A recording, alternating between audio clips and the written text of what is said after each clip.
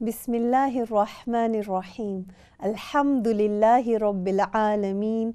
Wassalatu wassalamu ala Sayyidina Muhammad wa ala alihi wa sahbihi at-tayyibin at-tahirin.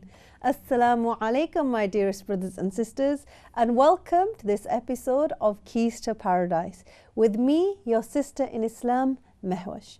My dearest brothers and sisters, in the previous episode, I started to speak about the sins of the hands. As the hand is one of 8 organs by which a person may commit a sin, the other 7 organs by which a person may commit a sin are the heart, the tongue, the foot, the eye, the ear, the abdomen, and one's private parts. One needs to learn about the sins of these body parts so as to protect oneself from falling into them. This is because the scholars said, the one who does not know evil is more likely to fall into it.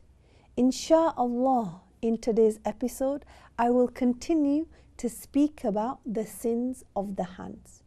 So amongst the sins of the hands is to intentionally touch the marriageable woman without a barrier, or to touch her lustfully with a barrier, even if the person in this case is a non-marriageable kin or of the same sex. Now, amongst the sins of the hand, therefore, is for a man to touch without a barrier, whether with or without desire, the skin of a marriageable woman. Now, marriageable here means the woman whom a man can marry. So other than his sister, his daughter, his mother, and the like. And the same case applies concerning touching other parts of her body, like her hair or her tooth or her nails. All of that is prohibited. And let it be known that there is no difference about this judgment amongst the mujtahids. Imam Muslim narrated that our beloved Prophet Muhammad sallallahu alaihi wasallam said, he said, وَالْيَدُ زِنَاهَ الْبَطْشِ وَالْيَدُ زِنَاهَ الْبَطْشِ. This means the zina of the hand is touching the marriageable person. Now, this judgment is a case of consensus amongst all the mujtahids. Now, if a barrier exists between the skin of a man and the skin of a woman, then the judgment is not the same. Hence, shaking of hands between a man and a woman, while one of them at least is wearing a glove, is not prohibited, as long as it's done without desire. And if it's done with desire, this act, then it is prohibited. Moreover, it is prohibited to hug a marriageable woman, even if this action takes place with a barrier, such as clothing. 2 people, my dearest brothers and sisters, of the same sex are permitted to shake hands and the like with or without a barrier, as long as this occurs without desire. And the same judgment applies if the man and the woman are mahram, that is, they are non-marriageable. As for if they are adults and they are non-mahram, then it is not permissible by ijma', by consensus. In other words, all the scholars of the past said that it is not permissible. And this is because the Prophet sallallahu alaihi wasallam explicitly prohibited it. Therefore, it's not permissible for one or more people to come along and say it's permissible nowadays. Imagine. Some people came along and said, nowadays, so that we can fit in better with others, so that we don't appear to be rude or the like, we should eat pork if we are offered this, it is not the case that the vegetarians can only integrate in society by eating meat, and the same applies to Muslims. In other words, it is not the case that Muslims can only live in the UK by ignoring the rules of the religion. No, rather, the Muslims can live peacefully and contribute to life in a modern democratic Britain without compromising their religious values. Prophet Muhammad sallallahu alayhi wasallam, he said, لأن يطعن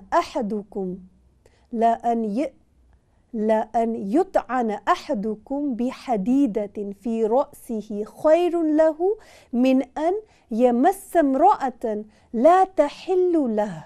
This means, if one of you is stabbed in his head, this is better for him than touching a marriageable woman, a woman who is not one of his non-marriageable relatives. This hadith was narrated by At-Tabarani in his book Mu'jam al-Kabir. Amongst the sins of the hands is to refrain from paying one's zakah or part of one's zakah after it is due when one is able to pay it, or to pay an invalid zakah, or to give the zakah to those who do not deserve it. If zakah is due on a person, then he has to pay it in compliance with Allah's orders. One is not allowed to neglect paying it. Also, one is not allowed to delay paying it without a valid excuse. One has to pay it immediately. For example, if zakah, if it was due in Sha'ban, then this is when he has to pay it. It's not permissible for him to delay it and pay it in Ramadan, for example. And note, my dearest brothers and sisters, Ramadan is not the only time to pay a zakah, as some people think.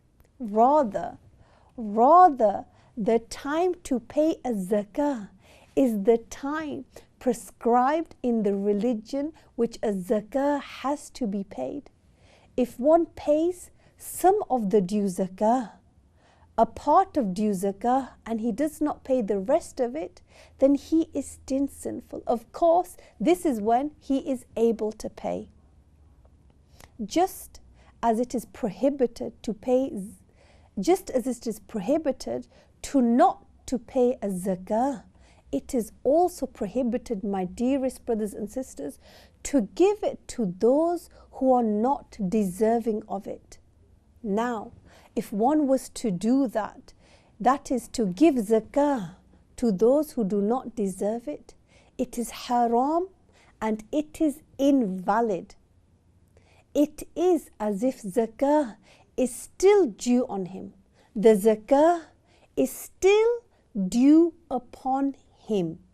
Now, there are 8 types whom Allah mentioned in the Quran as recipients of zakah.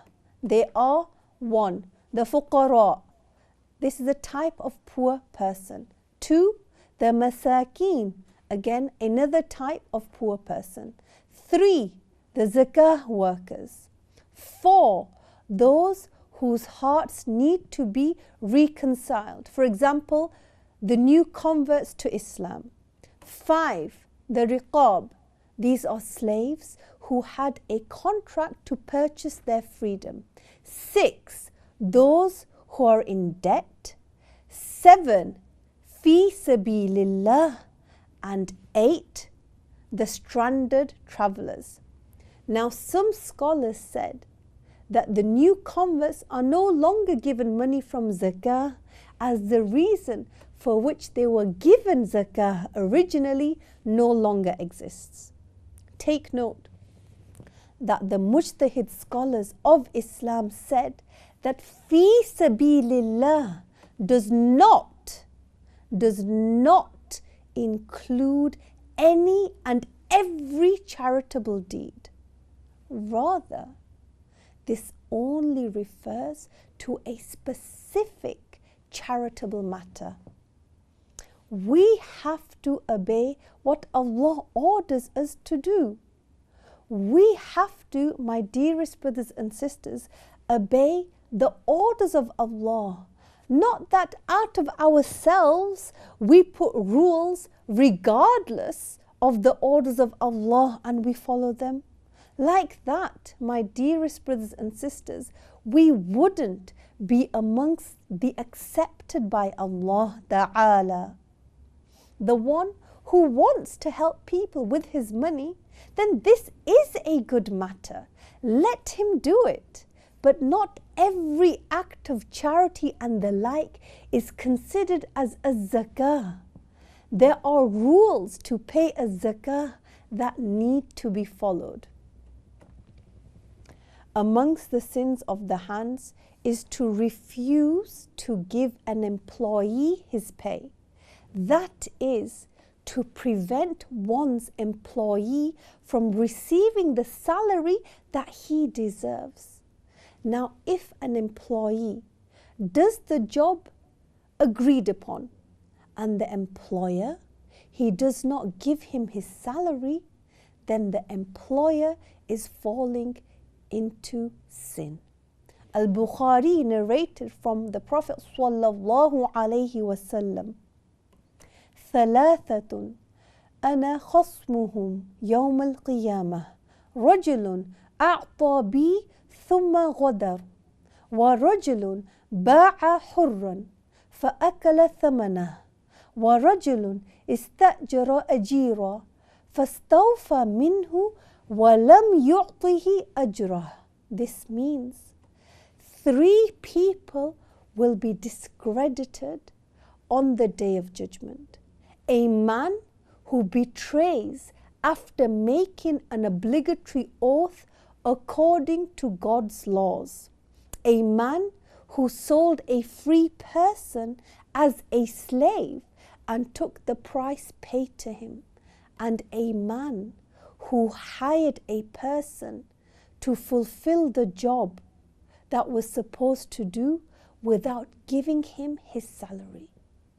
Now this hadith, my dearest brothers and sisters, it clarifies how ugly is the sin of hiring a person to do a job, then not giving him his salary that he deserves.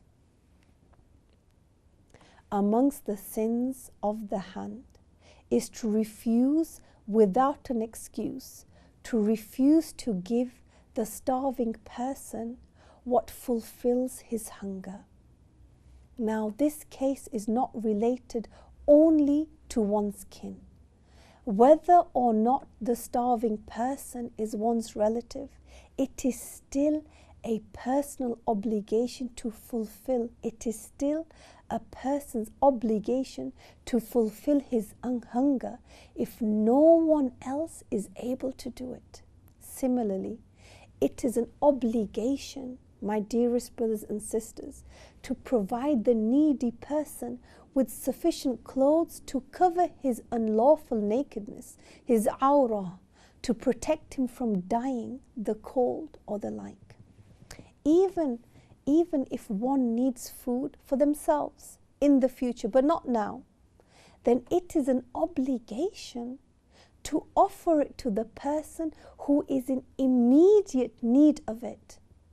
One cannot neglect the case of a needy person and let him suffer or die from hunger because one believes one needs this food in the future. As it is mentioned in the hadith of Prophet Muhammad sallallahu alayhi wasallam, ما آمن بي من بات شبعانا وجاره جائع إلى جنبه وهو يعلم به. This means if one spends the night at his place with a full stomach, whilst his neighbor is hungry and he knows about him, then and he does not help him, then this person would not have a complete belief in the Prophet ﷺ, which means that he would be a sinner for neglecting that. Amongst the sins of the hand is to not, amongst the sins of the hands, my dearest brothers and sisters, is not to rescue without an excuse a drowning person. Now, an excuse is if one themselves doesn't know how to swim and there is no other means to rescue him. Amongst the sins of the hands is to write what is prohibited to say.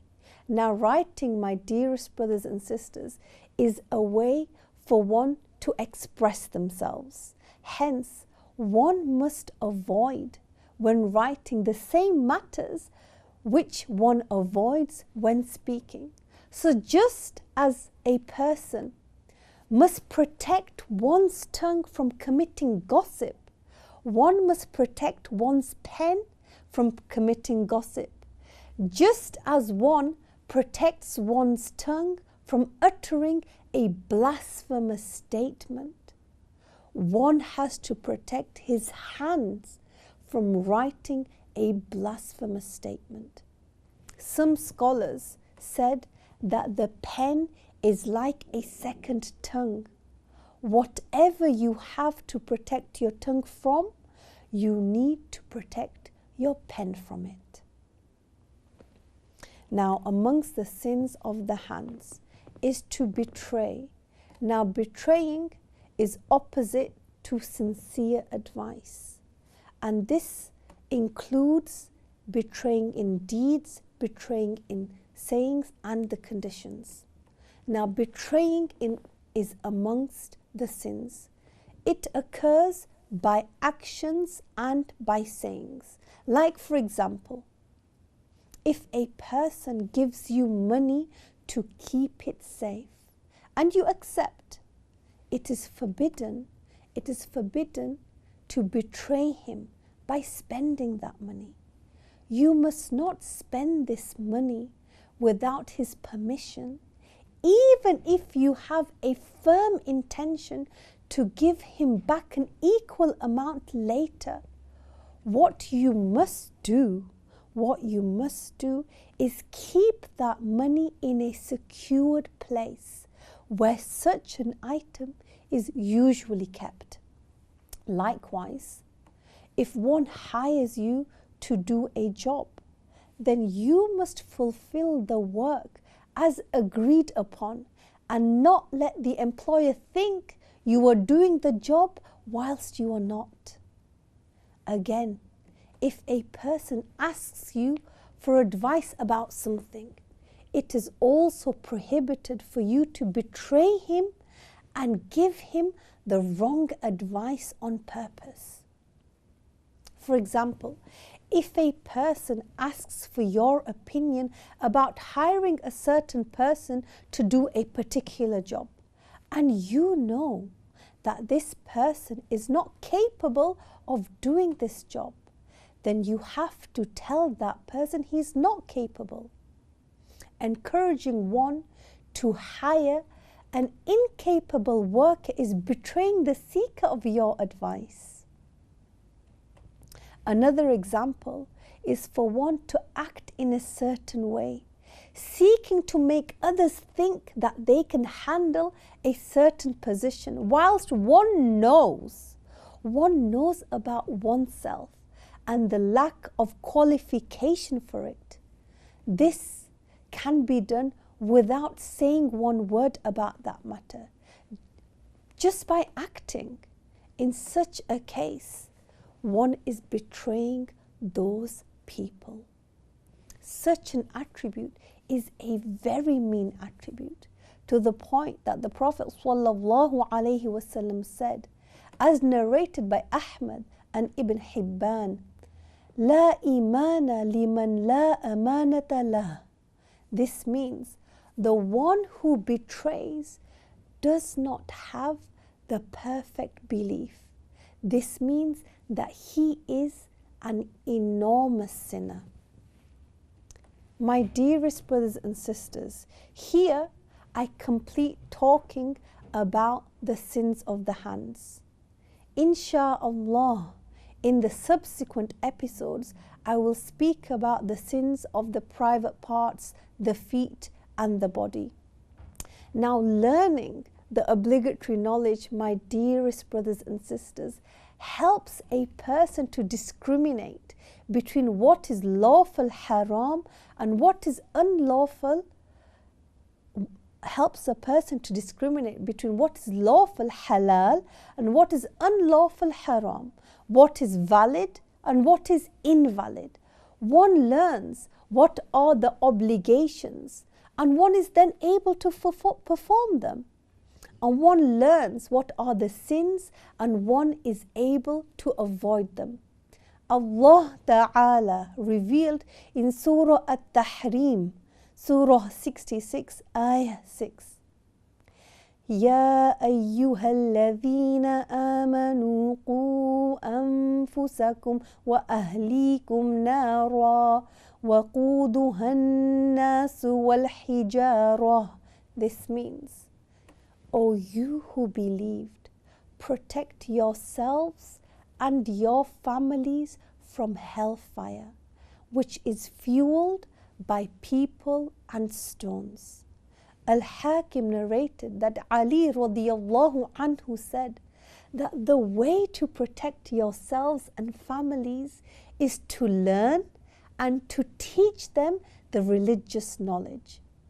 Also, one of the teachers of Imam Abu Hanifa, called Ata ibn Abi Rabah, who was a student of the companions, may Allah raise his rank, he explained learning religious knowledge as to learn how to pray, how to fast, how to buy, how to sell, how to marry and how to divorce.